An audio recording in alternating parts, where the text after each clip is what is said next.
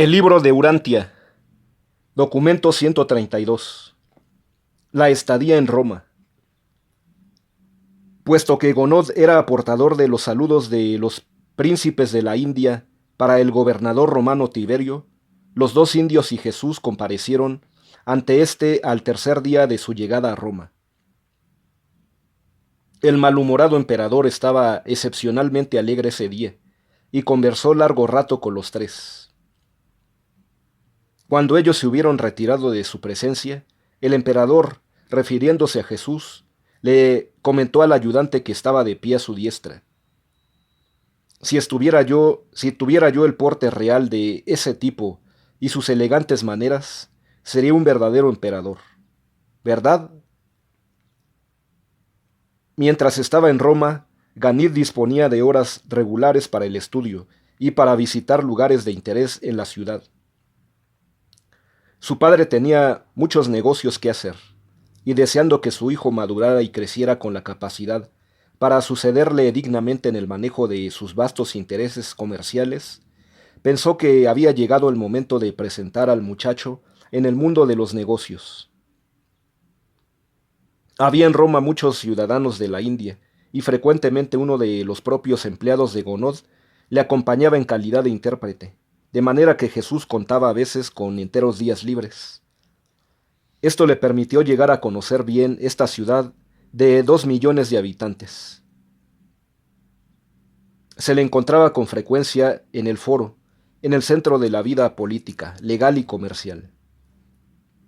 A menudo subía al Capitolio, y allí ponderaba sobre la esclavitud de ignorancia en que estaban sumidos los romanos, mientras contemplaba el magnífico templo dedicado a Júpiter, Juno y Minerva. También pasaba mucho tiempo en la colina palatina, asiento de la residencia del emperador, el templo de Apolo y la biblioteca griega y latina. En esta época el imperio romano incluía todo el sur de Europa, el Asia Menor, Siria, Egipto y el noroeste de África. Entre sus habitantes se contaban ciudadanos de todos los países del hemisferio oriental. Su deseo de estudiar y de mezclarse con este conjunto cosmopolita de mortales urantianos era la razón principal por la cual había Jesús convenido en participar en este viaje. Jesús aprendió mucho sobre los hombres durante su estadía en Roma, pero la más valiosa de las múltiples experiencias de su permanencia de 6 meses en esa ciudad fue su contacto con los líderes religiosos de la capital del imperio y la influencia que ejerció sobre ellos. Antes del fin de su primera semana en Roma, Jesús ya había localizado y había trabado conocimiento con los principales líderes de los cínicos, los estoicos y los cultos de misterio, en particular los del grupo de seguridad, que sus mensajeros no tardarían en venir a Roma para proclamar el reino del cielo. Y por lo tanto se dedicó a preparar, de la manera más sorprendente, el camino para la mejor y más segura recepción de su mensaje.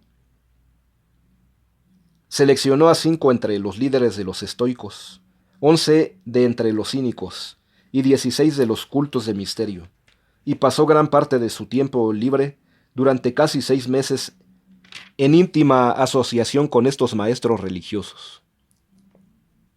Fue este su método de instrucción. No acató nunca sus errores ni tampoco mencionó jamás los defectos en las enseñanzas de estos líderes. En cada caso seleccionaba la verdad dentro de lo que enseñaba y la embellecía e iluminaba ante sus ojos de manera que, en muy breve tiempo, esta expansión de la verdad desplazaba por sí sola al error que la acompañaba. Así pues, estos hombres y mujeres aleccionados por Jesús se preparaban para el subsecuente reconocimiento de verdades adicionales y similares en las enseñanzas de los primeros misioneros cristianos. Fue esta precoz aceptación de las doctrinas de los predicadores evangélicos la que dio tan poderoso impulso al rápido crecimiento del cristianismo en Roma y desde allí a todo el imperio. La significación de su acción notable podrá entenderse mejor cuando os relatamos a vosotros el hecho de que de este grupo romano de 32 líderes religiosos aleccionados por Jesús, solo 2 no dieron frutos. Los otros 30 se tornaron en individuos pivotales en el establecimiento del cristianismo en Roma, y algunos de entre ellos construyeron incluso en la conversación del templo mitraísta principal en la primera iglesia cristiana de esta ciudad. Nosotros que contemplamos las actividades humanas tras las bambalinas y a la luz de 19 siglos de tiempo, reconocemos solo 3 factores de valor fundamental en la temprana preparación del terreno para la expansión rápida del cristianismo por todas partes de Europa, a saber: 1. La elección y mantenimiento de Simón Pedro como apóstol. 2. La conversión en Jerusalén con Esteban, cuya muerte condujo a la conversión de Saulo de Tarso.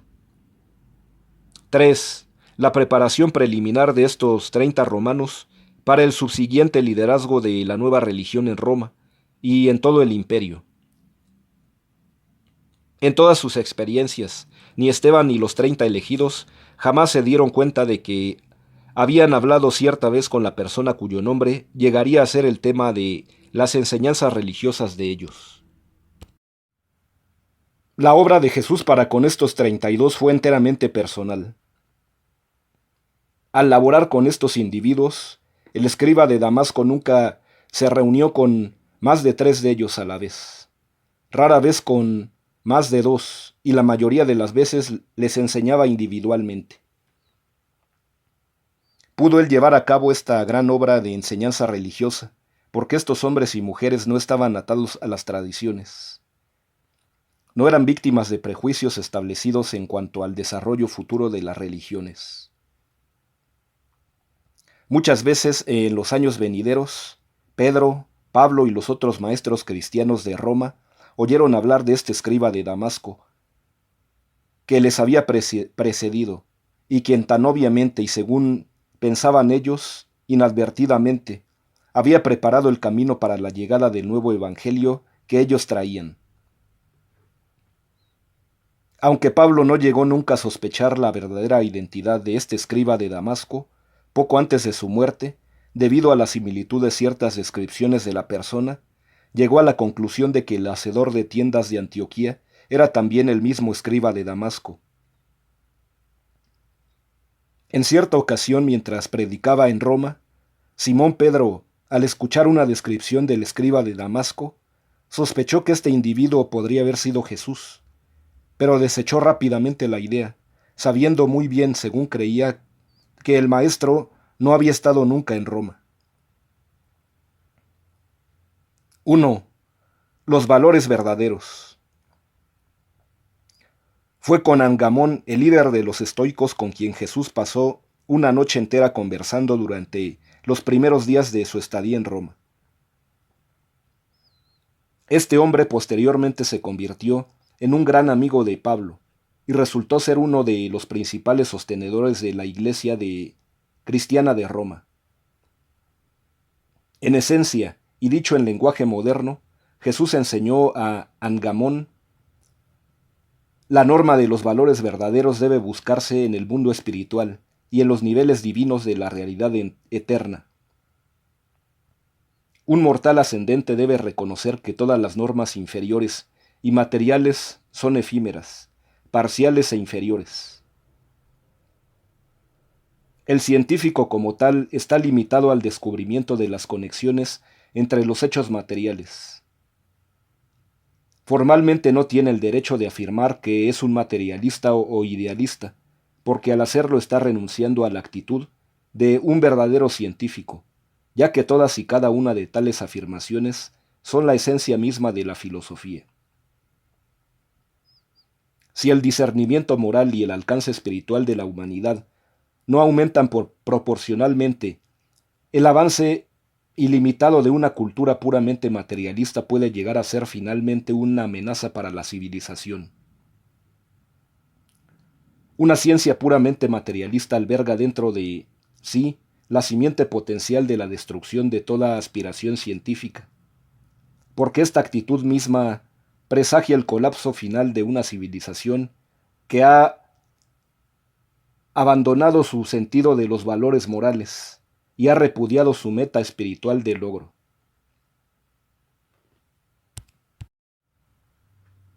El científico materialista y el idealista extremo están destinados a una disputa constante. Esto no aplica a aquellos entre los científicos e idealistas que posean una norma común compartida de valores morales elevados y de altos niveles de prueba espiritual. En toda época, los científicos y los religiosos deben reconocer que están a prueba ante el tribunal de la necesidad humana.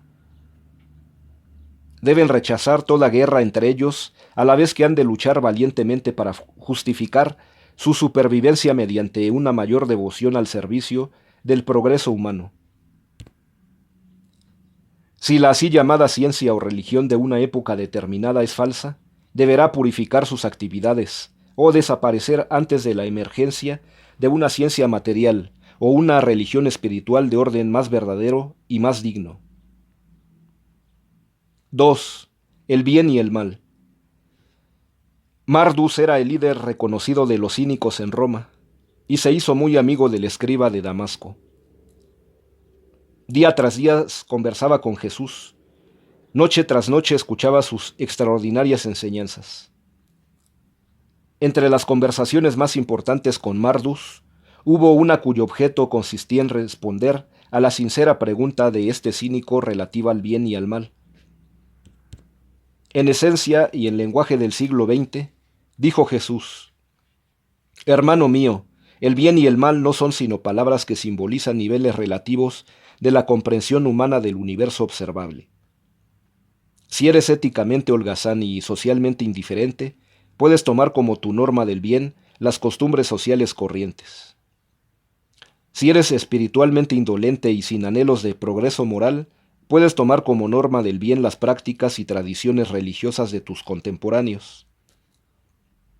Pero el alma que sobrevive más allá del tiempo y que emerge en la eternidad, debe hacer una elección viviente y personal entre el bien y el mal, tal como están definidos por los verdaderos valores de las normas espirituales establecidas por el universo divino que el Padre Celestial ha enviado residir dentro del corazón del hombre.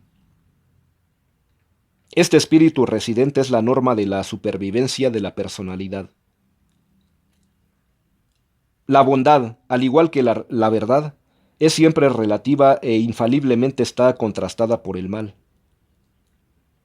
Es la percepción de estas cualidades de la bondad y la verdad las que capacita a las almas evolutivas de los hombres para tomar las decisiones personales de elección que son esenciales para la supervivencia eterna. Los individuos que son espiritualmente ciegos, que siguen lógicamente los dictados de la ciencia, las costumbres sociales y el dogma religioso, están en grave peligro de sacrificar su libertad moral y de perder su libertad espiritual. Tal alma está destinada a convertirse en un papagayo intelectual, un autómata social y un esclavo de la autoridad religiosa. La bondad siempre avanza hacia nuevos niveles de creciente libertad, de autorrealización moral y de alcance de la personalidad espiritual, el descubrimiento del ajustador residente y la identificación con él.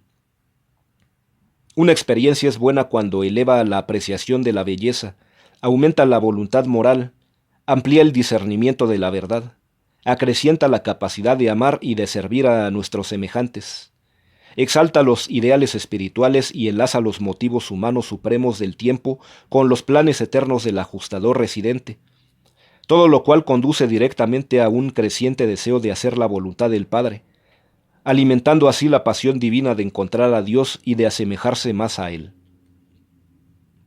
Según asciendes la escala universal del desarrollo de la criatura, encontrarás mayor bondad y menor mal en perfecto acuerdo con tu capacidad de experimentar la bondad y discernir la verdad.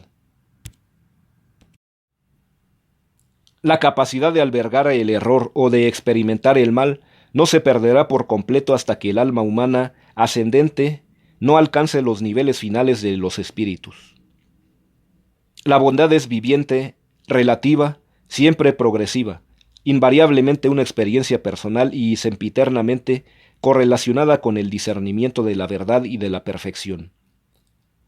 La bondad se encuentra en el reconocimiento de los valores positivos del nivel espiritual, los cuales deben ser contrastados en la experiencia humana con la contraparte negativa, las sombras del mal potencial.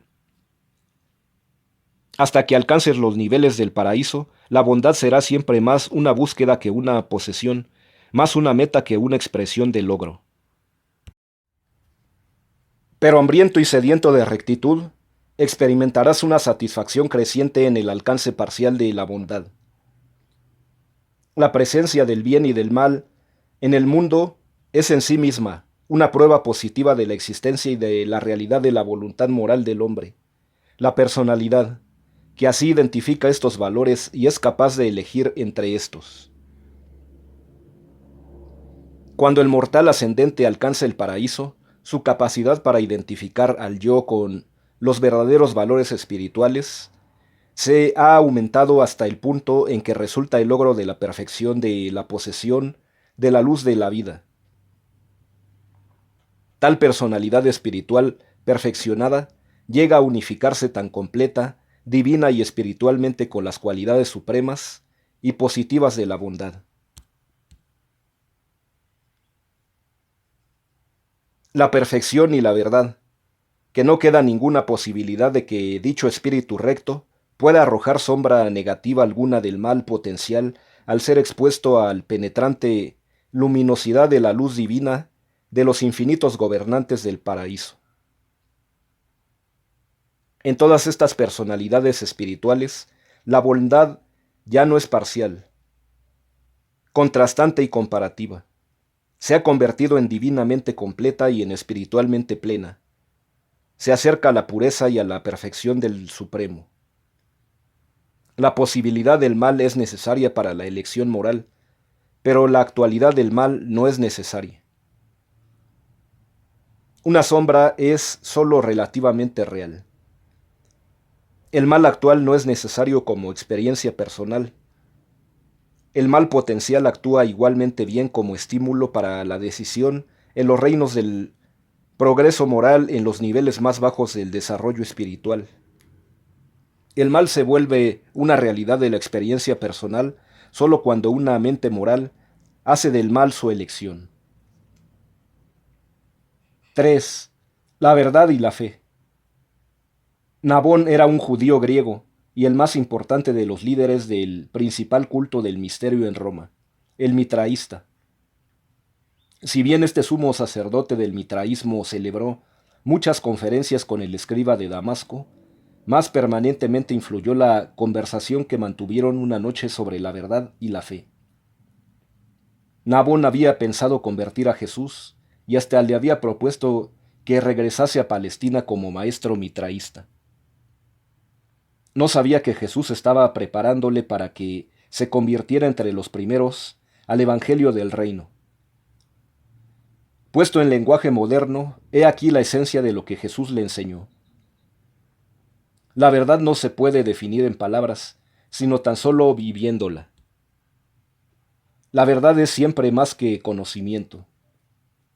El conocimiento pertenece a las cosas observadas, pero la verdad trasciende esos niveles puramente materiales, porque asocia con la sabiduría y abarca tales imponderables como la experiencia humana, incluso las realidades espirituales y vivientes.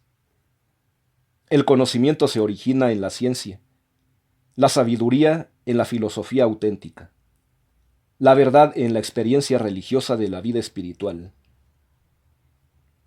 El conocimiento tiene que ver con los hechos, la sabiduría con las relaciones, la verdad con los valores de la realidad. El hombre tiende a cristalizar la ciencia, a formular la filosofía y a dogmatizar la verdad porque tiene pereza mental para ajustarse a la lucha progresiva del vivir, a la vez que también teme terriblemente lo desconocido. El hombre natural es lento para iniciar cambios en sus hábitos de pensamiento y en su técnica de vivir. La verdad revelada, la verdad descubierta personalmente, es el deleite supremo del alma humana. Es la creación conjunta de la mente material y del espíritu residente. La salvación eterna de esta alma que discierne la verdad y que es amante de la belleza está asegurada por el hambre y sed de bondad que conducen a este mortal a desarrollar una singularidad de propósito dedicada a hacer la voluntad del Padre, a encontrar a Dios y asemejarse a Él. Nunca hay conflicto entre el verdadero conocimiento y la verdad. Puede haber conflictos entre el conocimiento y las creencias humanas, creencias coloreadas con el prejuicio, distorsionadas por el temor y dominadas por el miedo de enfrentarse con nuevos hechos, producidos por el descubrimiento material o el progreso espiritual. Pero la verdad no puede convertirse nunca en una posesión del hombre sin el ejercicio de la fe. Esto es cierto porque los pensamientos, la sabiduría, la ética y los ideales del hombre no se elevarán nunca más allá de su fe, de su esperanza sublime. Y toda esta fe verdadera está predicada en la reflexión profunda, la autocrítica sincera y una conciencia moral intransigente. La fe es la inspiración de la imaginación creadora espiritizada. La fe actúa para descargar las actividades sobrehumanas de la chispa divina, el germen inmortal que vive dentro de la mente del hombre y que es el potencial de la supervivencia eterna. Las plantas y los animales sobreviven en el tiempo mediante la técnica de pasar partículas idénticas de sí mismos de una generación a otra. El alma humana, o la personalidad, sobrevive a la muerte por asociación de identidad con esta chispa divina de divinidad residente, que es inmortal y que funciona para perpetuar la personalidad humana en un nivel continuo y más elevado de existencia progresiva en el universo. La simiente oculta del alma humana es un espíritu inmortal. La segunda generación del alma es la primera de una sucesión de manifestaciones de la personalidad de existencias espirituales y cada vez más avanzadas que terminan tan solo cuando esta entidad divina alcanza la fuente de su existencia, el origen personal de toda existencia, Dios, el Padre Universal. La vida humana continúa, sobrevive, porque tiene una función universal, la tarea de encontrar a Dios.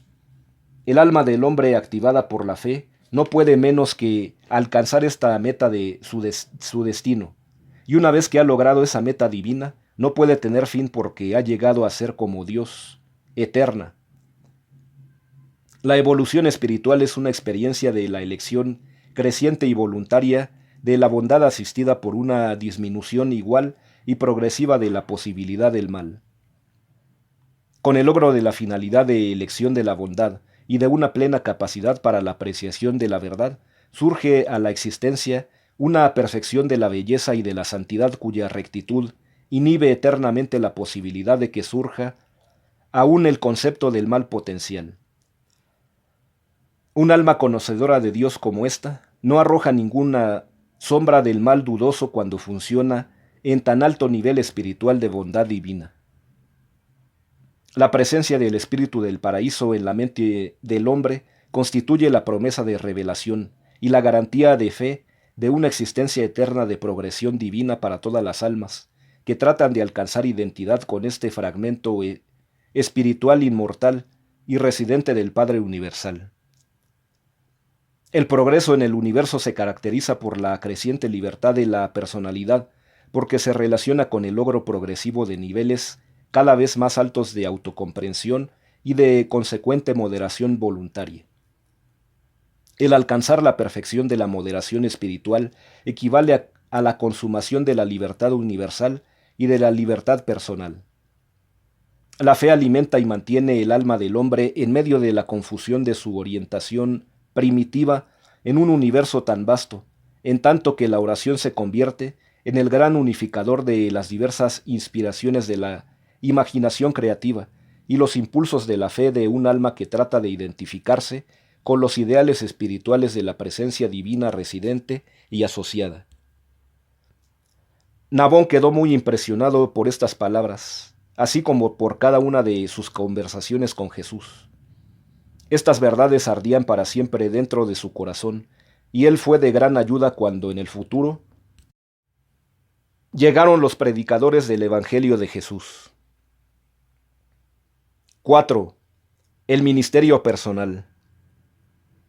Jesús no dedicó la totalidad de su tiempo libre mientras estaba en Roma a la tarea de preparar a hombres y mujeres para que se convirtieran en futuros discípulos del reino venidero.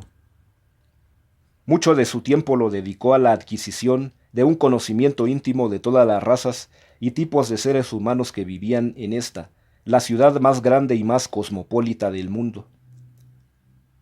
En cada uno de esos numerosos contactos humanos, Jesús tenía un doble propósito. Deseaba conocer las reacciones de ellos a la vida que vivían en la carne, y también tenía en mente decir o hacer algo que pudiera enriquecer la vida de ellos, que la hiciera más digna de ser vivida. Sus enseñanzas religiosas durante estas semanas no diferían de las que caracterizaron su vida posterior como maestro de los 12 y predicador de multitudes. La tesis de su mensaje era siempre la realidad del amor del Padre Celestial y la verdad de su misericordia, estos hechos sumados a la buena nueva de que el hombre es un hijo de fe de este mismo Dios de amor. La técnica que Jesús acostumbraba a utilizar en estas relaciones sociales consistía en extraer las opiniones y sentimientos de los seres con quienes conversaba, haciéndole preguntas. Usualmente la conversación empezaba con Jesús haciendo las preguntas y terminaba con los interlocutores haciéndole preguntas a Jesús. Era igualmente hábil en la enseñanza, haciendo preguntas él o contestándolas. Como regla, a los que enseñaba más, menos decía. Los que más beneficios derivaron de su ministerio personal fueron mortales agobiados, ansiosos y deprimidos, que encontraban alivio en la oportunidad que se les ofrecía de desahogarse en su oído compasivo y comprensivo, pues él sabía escuchar y mucho más. Cuando esos seres humanos inadaptados le contestaban a Jesús sus problemas, él siempre sabía ofrecer sugerencias prácticas e inmediatamente útiles para corregir los problemas auténticos, sin dejar por ello de pronunciar palabras de consuelo inmediato y de bienestar del momento. E invariablemente les hablaba a esos mortales afligidos sobre el amor de Dios y de varias y distintas maneras que le transmitían el mensaje de que ellos eran los hijos de este Padre amante en el cielo. Así Jesús, durante su estadía en Roma, entró personalmente en contacto afectivo y edificante con unos 500 mortales del reino.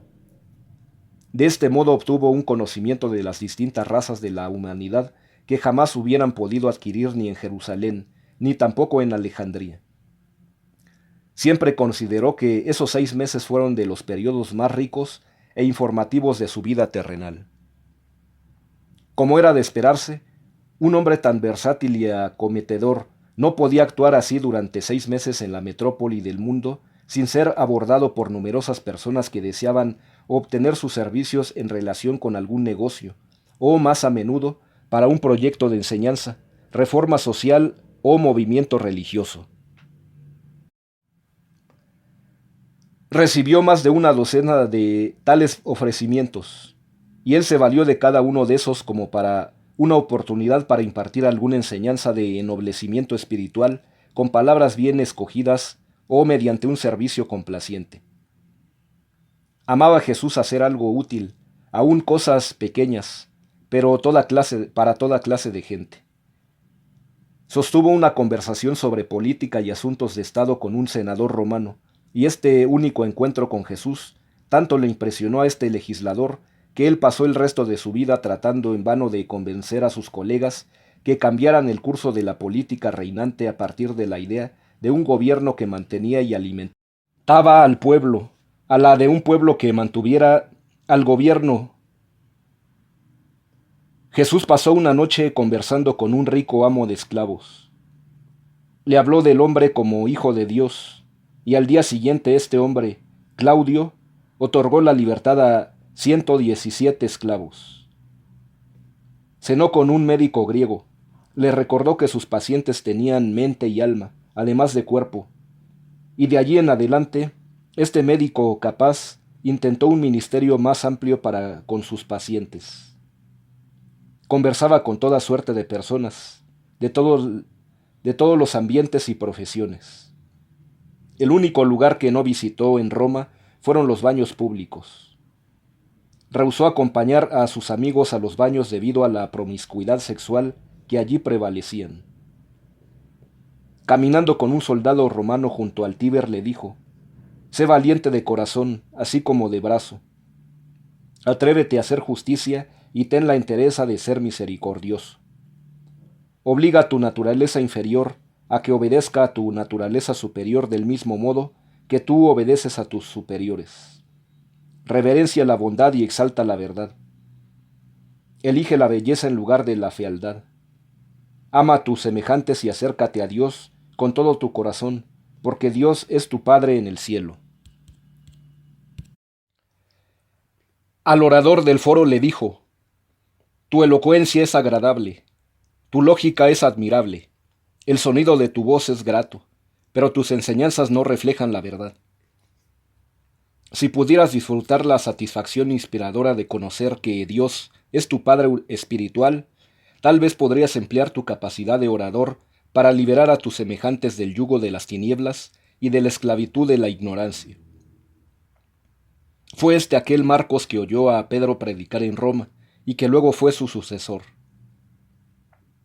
Cuando crucificaron a Simón Pedro, este fue aquel que desafió a los perseguidores romanos y audazmente continuó predicando el nuevo evangelio.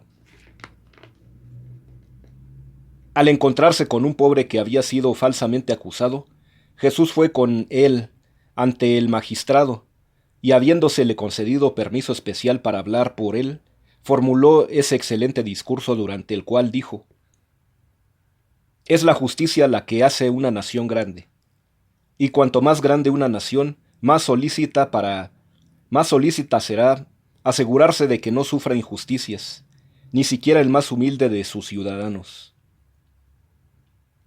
Ay de la nación en la que solo los que poseen dinero e influencia cuentan con la seguridad de una justicia pronta ante sus tribunales. Es deber sagrado del magistrado absolver al inocente, así como lo es castigar al culpable. De la imparcialidad, equidad e integridad de sus tribunales depende la perdurabilidad de una nación. El gobierno civil se basa en la justicia, así como la verdadera religión se basa en la misericordia». El juez volvió a abrir el caso, y después de examinar las pruebas, exoneró al prisionero. De todas las actividades de Jesús durante este periodo de ministerio personal, esta fue la que más se acercó a una aparición pública. 5. Los consejos para un rico. Cierto hombre rico ciudadano romano y estoico se interesó vivamente en las enseñanzas de Jesús, que le había sido presentado por Angamón. Después de muchas conversaciones íntimas, este rico ciudadano le preguntó a Jesús qué haría él con la riqueza si la poseyera. Y Jesús le respondió: «Dedicaría la riqueza material al mejoramiento de la vida material, así como dedicaría el conocimiento, la sabiduría y el servicio espiritual al enriquecimiento de la vida intelectual, al ennoblecimiento de la vida social y al adelanto de la vida espiritual. Administraría la riqueza material como guardián prudente y eficaz de los recursos de una generación para el beneficio y el ennoblecimiento de las generaciones próximas y de las generaciones sucesivas». Pero el rico no estaba del todo satisfecho con la respuesta de Jesús. Se atrevió a preguntar nuevamente: «¿Por qué crees tú que deba hacer un hombre en mi posición con su riqueza? ¿Debo quedarme con ella o debo repartirla?». Cuando Jesús se dio cuenta de que este hombre deseaba sinceramente conocer más profundamente la verdad sobre su lealtad a Dios y su deber para con sus semejantes, le dijo además: Mi buen amigo, entiendo que buscas sinceramente la sabiduría y que honestamente amas la verdad. Por eso pienso exponer mi punto de vista sobre la solución de tus problemas relacionados con las responsabilidades de la riqueza.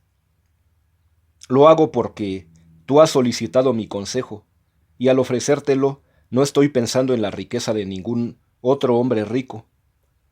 Mi consejo es solo para ti, para tu orientación personal.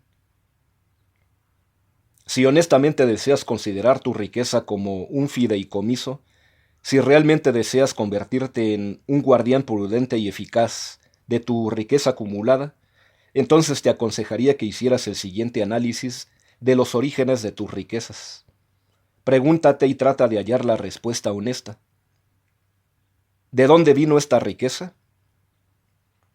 Y como ayuda en el análisis de los orígenes de tu gran fortuna, te sugeriría que recordaras los siguientes 10 métodos distintos de acumular riquezas materiales. 1. Riqueza heredada, que proviene de los padres y otros antepasados. 2. Riqueza descubierta, que proviene de los recursos no cultivados de la madre tierra. 3. Riqueza comercial, obtenida como ganancia justa en el intercambio y trueque de bienes materiales. 4. Riqueza injusta, que proviene de la explotación injusta o de la esclavitud de nuestros semejantes. 5.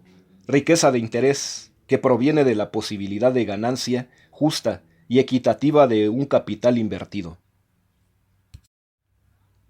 6. Riqueza de genio, que proviene de las recompensas por las dotes creadoras e inventivas de la mente humana. 7. Riqueza accidental, que se deriva de la generosidad de un semejante o de las circunstancias de la vida. 8. Riqueza robada, que se obtuvo mediante iniquidades, deshonestidad, robo o fraude. 9. Fondos fiduciarios. Riqueza puesta en tus manos por un semejante para un uso específico, ahora o en el futuro. 10. Riqueza ganada. Riqueza que proviene directamente de tu trabajo personal, la justa y equitativa recompensa de tu diario esfuerzo de mente y cuerpo. Así pues, amigo mío, si quieres ser un fiel y justo guardián de tu gran fortuna, ante Dios y al servicio de los hombres, debes dividir aproximadamente tu riqueza en estos 10 grandes grupos, y luego proceder con la administración de cada porción según la interpretación sabia y honesta de las leyes de la justicia, de la equidad, de la imparcialidad y de la verdadera eficacia. Aunque el Dios del cielo no te condenará si a veces yerras en situaciones dudosas a favor de la consideración misericordiosa y altruista de la aflicción de las víctimas que sufren las infortunadas circunstancias de la vida mortal. Cuando tengas una duda honesta acerca de la equidad y justicia en una situación material, deja que tus decisiones favorezcan a los necesitados. Favorece a los que sufren el infortunio de penurias inmerecidas. Después de discutir estos asuntos durante varias horas y respondiendo a la solicitud del rico que deseaba una instrucción más amplia y detallada, Jesús expandió su consejo, diciendo en substancia: al ofrecerte estas sugerencias ulteriores relativas a tu actitud hacia la riqueza, te advierto que debes considerar mis consejos como observaciones exclusivamente para ti y para tu orientación personal. Tan solo hablo por mí y para ti en calidad de amigo que quieres saber. Te suplico que no te conviertas en un dictador en cuanto a cómo otros ricos deben tratar su riqueza. Te aconsejaría, pues: 1. Como guardián de riquezas heredadas, debes considerar sus orígenes. Tienes la obligación moral de representar a la generación anterior en la transmisión honesta de riquezas legítimas, a las generaciones venideras, después de sustraer un monto justo para el beneficio de la generación presente. Pero no estás obligado a perpetuar deshonestidades ni injusticias que puedan haberse producido en la acumulación indebida de riquezas de tus antepasados. Podrás desembolsar cualquier porción de tu riqueza heredada que resulte provenir del fraude o de la iniquidad según tus convicciones de justicia, generosidad y restitución. Podrás utilizar el resto de tu herencia legítima equitativamente y transmitirlo en seguro fideicomiso de una generación a otra. Un prudente sentido de discernimiento y un sano juicio deben guiar tus decisiones en cuanto al legado de las riquezas de tus sucesores. 2.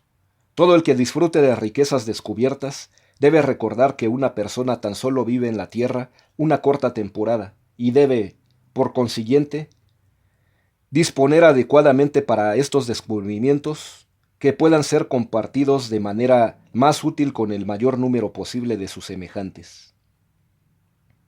Si bien no debe negársele al descubridor toda recompensa por su trabajo de búsqueda y descubrimiento, tampoco deberá éste reclamar con egoísmo todas las ventajas y beneficios que puedan obtenerse del descubrimiento de recursos atesorados por la naturaleza.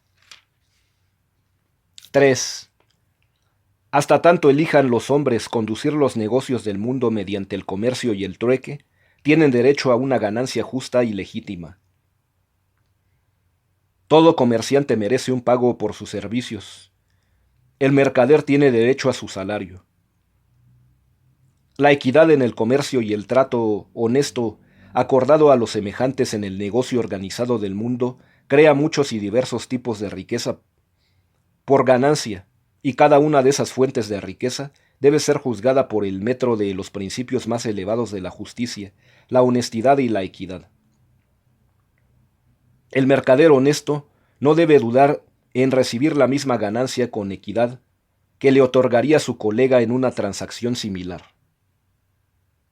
Aunque este tipo de riqueza no es idéntico a los ingresos ganados individualmente, cuando los negocios se llevan a cabo en gran escala, al mismo tiempo, esta riqueza acumulada honestamente le otorga a su poseedor una considerable equidad que le asegura el derecho de tener voz en las decisiones relativas a su distribución subsiguiente. 4. Ningún mortal que conozca a Dios y trate de hacer la voluntad divina podrá caer tan bajo como para participar en la opresión mediante el poder de la riqueza. Ningún hombre de noble corazón podrá dedicarse a acumular el poder de la riqueza mediante la esclavitud y la explotación injusta de sus hermanos en la carne. Las riquezas son una maldición moral y un estigma espiritual cuando provienen del sudor del hombre mortal oprimido. Toda riqueza así obtenida debe ser restituida a quien le fuera de esta manera robada o a sus hijos o a los hijos de sus hijos. No puede edificarse una civilización perdurable sobre la práctica de robarle al trabajador su salario. 5. La riqueza honesta tiene derecho a cobrar interés. Hasta tanto los hombres pidan prestado y reciban préstamos, pueden recaudar un justo interés siempre y cuando el capital prestado provenga de una riqueza legítima. Purifica primero tu capital y podrás entonces reclamar el interés. No permitas que tu avidez te haga caer en la práctica de la usura. No permitas que tu egoísmo te lleve a emplear el poder del dinero para ganar ventajas injustas sobre tus semejantes en dificultades. No caigas en la tentación de recibir usura de tu hermano que está en apuros financieros. 6. Si llegas a la riqueza de tu genio, si tus riquezas se derivan de las recompensas por sus dotes de inventiva, no pretendas una porción injusta de tales recompensas. El genio le debe algo tanto a sus antepasados como a su progenie. También le debe a su raza, a su nación y a sus circunstancias de sus descubrimientos e invenciones. También debe recordar que elaboró y llevó a cabo sus invenciones en su calidad de hombre entre los hombres. Al mismo tiempo, sería igualmente injusto privar al genio de toda posibilidad de aumentar su riqueza. Será por siempre imposible que los hombres establezcan leyes y reglas que se puedan aplicar igualmente a todos los problemas relacionados con su distribución equitativa de la riqueza. Primero debes reconocer al hombre como tu hermano, y si deseas honestamente hacer por él lo que quieras que él hiciese por ti, los dictados elementales de la justicia, la honestidad y la equidad te guiarán en la disposición justa e imparcial de todos los problemas recurrentes de la recompensa económica y de la justicia social. 7. A excepción de los honorarios justos y legítimos correspondientes a la tarea de la administración, ningún hombre debe reclamar para sí una riqueza que el tiempo y la ocasión puedan haber depositado en sus manos. Las riquezas accidentales deben ser consideradas en cierto modo como un fideicomiso que ha de administrarse para beneficio del propio grupo económico o social. A los poseedores de tales riquezas se les debe conceder la voz principal en la determinación de una distribución prudente y efectiva de esos recursos no ganados. El hombre civilizado no siempre considerará todo lo que controla como su posición personal y privada. 8. Si una porción determinada de tu fortuna se ha obtenido a sabiendas mediante el fraude, si alguna parte de tu riqueza ha sido acumulada mediante prácticas deshonestas o métodos no equitativos, si tus riquezas provienen de tratos injustos con tus semejantes, apresúrate a restituir estos bienes mal habidos a sus legítimos dueños. Haz plena retribución y de este modo limpia tu fortuna de toda riqueza mal habida. 9. La administración de la riqueza de una persona para el beneficio de otras es una responsabilidad solemne y sagrada. No comprometas ni pongas en peligro ese fideicomiso. Toma para ti de un fideicomiso tan solo lo que permitiría cada hombre honesto. 10. Esa parte de tu fortuna que corresponda a lo que ganaste con tus propios esfuerzos mentales y físicos, si has hecho tu trabajo en justicia y equidad, es verdaderamente tuya.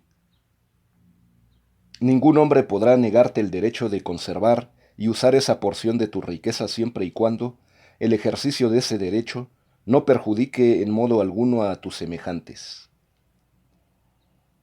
Cuando Jesús hubo terminado su discurso, este romano rico se levantó de su silla y al darle las buenas noches, le hizo esta promesa: Mi buen amigo, percibo que eres hombre de gran sabiduría y bondad, y mañana mismo comenzaré a administrar mis bienes de acuerdo con tu consejo.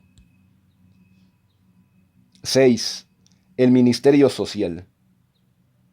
Aquí en Roma fue donde también ocurrió ese conmovedor evento en el cual el creador de un universo pasó varias horas en devolver un niño perdido a su ansiosa madre. Este niño se había alejado de su casa, y Jesús lo encontró llorando desconsoladamente. Él y Ganid iban camino a las bibliotecas, pero se ocuparon de llevar al niño a su casa. Ganid nunca olvidó el comentario de Jesús. ¿Sabes, Ganid, que la mayoría de los seres humanos son como este niño perdido? Lloran de temor y sufren de pena la mayor parte del tiempo, sin ver que en verdad no están sino a corta distancia de la seguridad y del salvamento, así como este niño estaba en realidad muy cerca de su casa.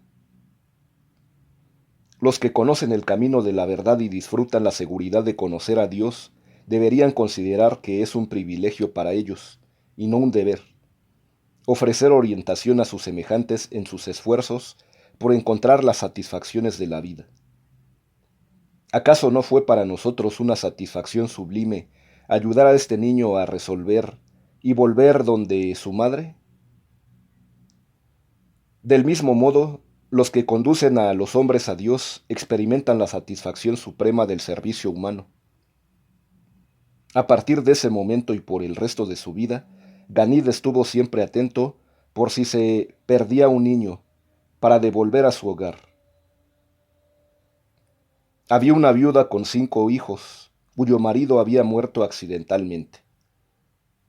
Jesús le contó a Ganid cómo había perdido a su padre en un accidente, y muchas veces fueron ambos a llevar consuelo a esta madre y a sus hijos, mientras que Ganid le pidió dinero a su padre para proveerles alimento y ropa. No cesaron en sus esfuerzos hasta conseguir trabajo para el hijo mayor, para que de este modo pudiera ayudar a mantener a la familia. Esa noche, al escuchar Gonod la crítica de estas experiencias, le dijo a Jesús, de muy buen talante: me propongo hacer de mi hijo un erudito o un hombre de negocios, y vienes tú y lo conviertes en filósofo y filántropo. Y Jesús sonriendo replicó: quizá consigamos las 4 cosas. Así tendrá pues una satisfacción cuádruple en la vida, porque cuando su oído reconozca la melodía humana, podrá apreciar 4 tonos en vez de uno. Y Gonod le respondió: me doy cuenta que eres realmente un filósofo. Debes escribir un libro para las generaciones futuras. Jesús le replicó: no un libro, mi misión es vivir una vida en esta generación y para todas las generaciones. Pero interrumpo diciéndole a Ganid: hijo mío, es hora de ir a dormir. 7. Los viajes fuera de Roma. Jesús, Gonod y Ganid hicieron 5 viajes desde Roma para visitar varios puntos de interés en los alrededores cercanos y lejanos. Durante su visita a los lagos del norte de Italia, Jesús tuvo con Ganid esa larga conversación sobre la imposibilidad de enseñarle a un hombre acerca de Dios, si ese hombre no desea conocer a Dios. Se habían encontrado por casualidad con un pagano irreflexivo camino a los lagos, y Ganid se sorprendió de que Jesús no siguiera su práctica usual de entablar con este hombre una conversación que condujera naturalmente a la discusión de asuntos espirituales. Al preguntarle Ganid a su maestro por qué mostraba tan poco interés en este pagano, Jesús respondió: Ganid, este hombre no estaba sediento de verdad. No estaba insatisfecho consigo mismo. No estaba presto a pedir ayuda. Los ojos de su mente no estaban abiertos para recibir luz para el alma. Ese hombre no estaba maduro para la cosecha de la salvación. Hay que darle más tiempo para que las pruebas y dificultades de la vida lo preparen para recibir la sabiduría y un conocimiento superior.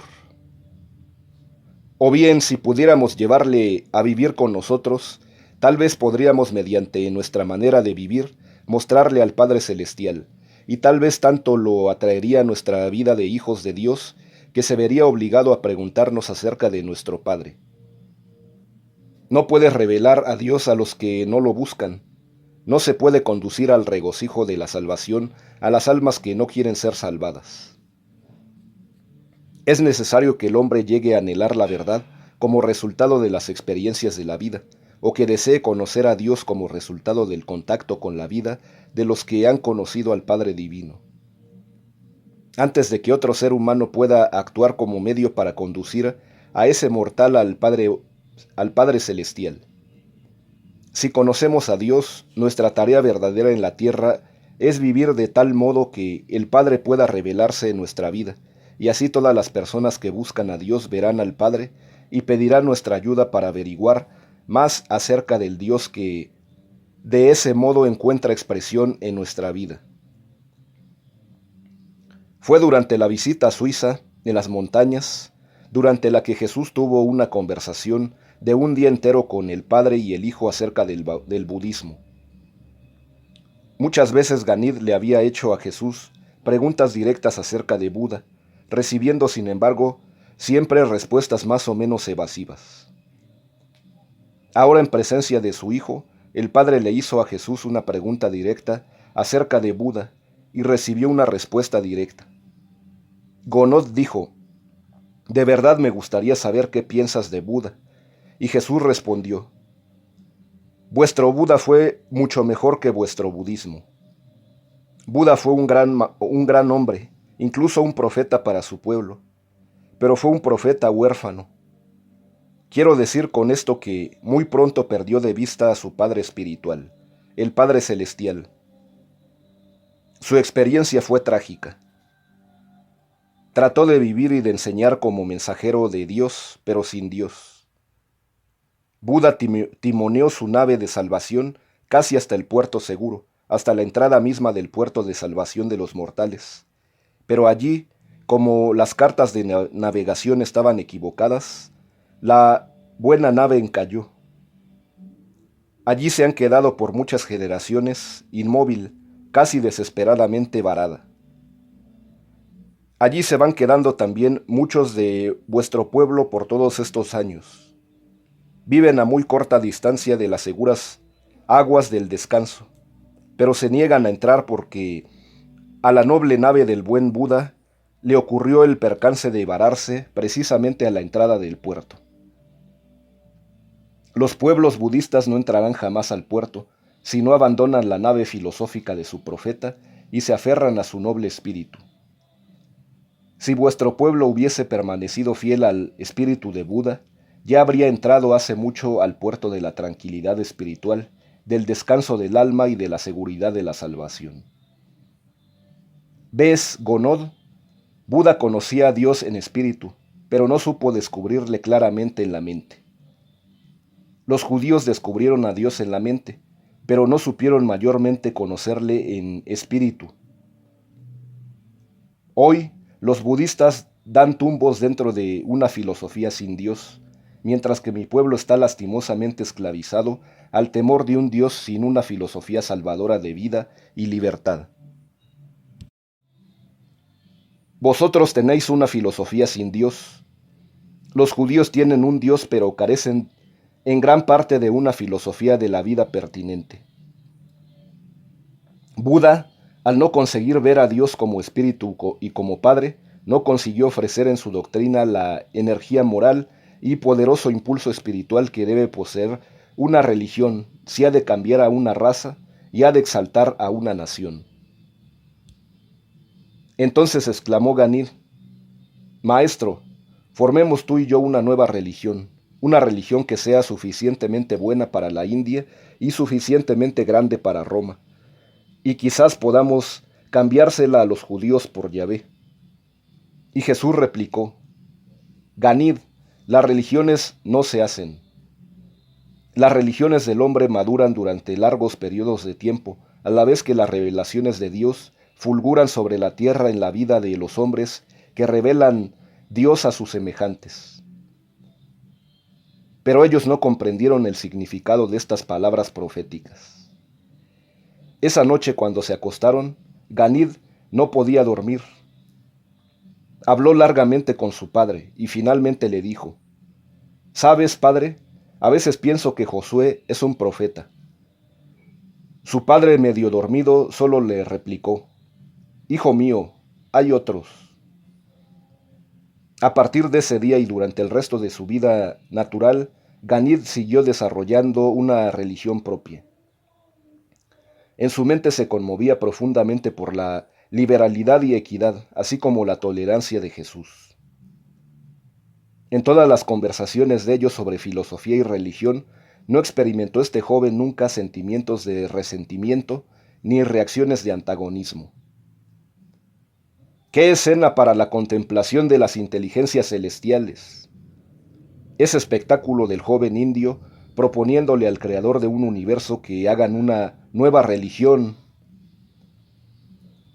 Aunque el joven no lo supiera, estaba realmente formando una nueva y perdurable religión en ese mismo momento y lugar, este nuevo camino de la salvación, la revelación de Dios al hombre a través de Jesús y en Jesús. Lo que el joven más ansiaba hacer estaba inconscientemente haciéndolo en ese momento. Así fue y así es por siempre.